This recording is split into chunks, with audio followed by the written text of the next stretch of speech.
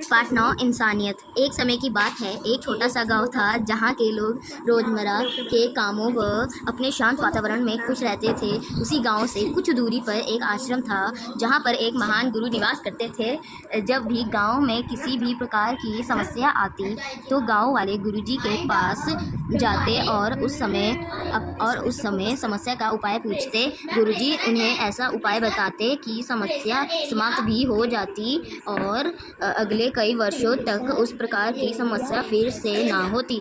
इसी कारण गांव वाले उनका सम्मान करते थे और उन्हें पूजनीय मानते थे।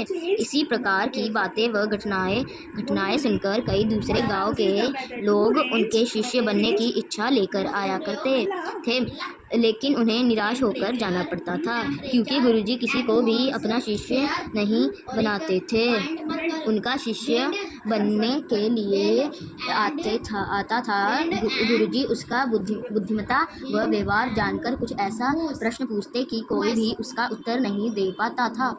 इसी कारण उन्हें वापस जाना पड़ता था। एक बार एक गांव से दो लड़के उनके शिष्य बनने आए। गुरुजी ने उनसे कहा, मैं तुम्हें अपना शिष्य बना लूँगा, लेकिन तुम्हें मेरा एक काम मेरे नियमों के अनुसार करना पड़ेगा।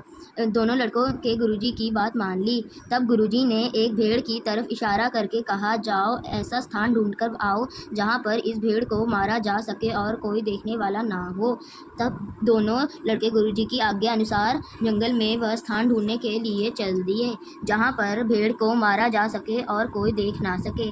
बहुत कोशिश करने पर पहले लड़के को एक गुफा मिली जहाँ घना अंधेरा व सन्नाटा था। उस लड़के ने सोचा कि यह स्थान भेड़ को मारने के लिए उचित रहेगा क्योंकि यहाँ पर कोई देखने वाला नहीं है।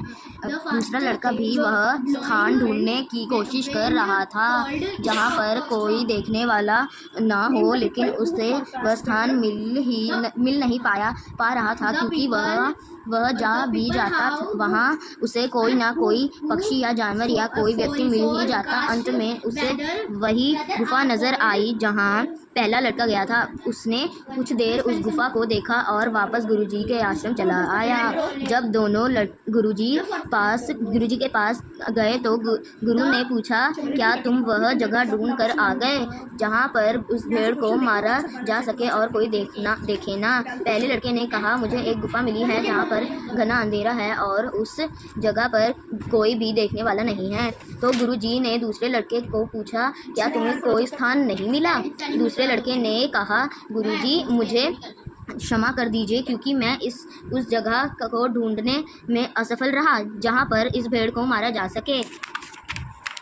तो गुरुजी ने कहा, क्या तुम्हें वह गुफा नहीं मिली?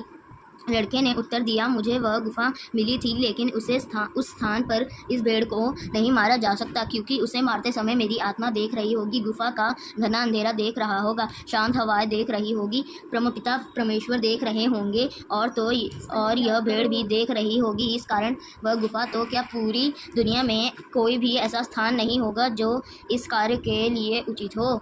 अगर ऐसा कोई स्थान भी होता भी तो मैं आपका यह काम नहीं कर पाऊंगा क्योंकि किसी भी जीव जंतु को मारने का अधिकार किसी को भी नहीं है। अगर इस भेड़ को मारता हूँ तो मैं अपनी सोच और इंसानियत को ख़त्म कर दूंगा। यह बात सुनकर गुरुजी ने उसे अपने गले लगा लिया और उसे अपना शिष्य बना लिया।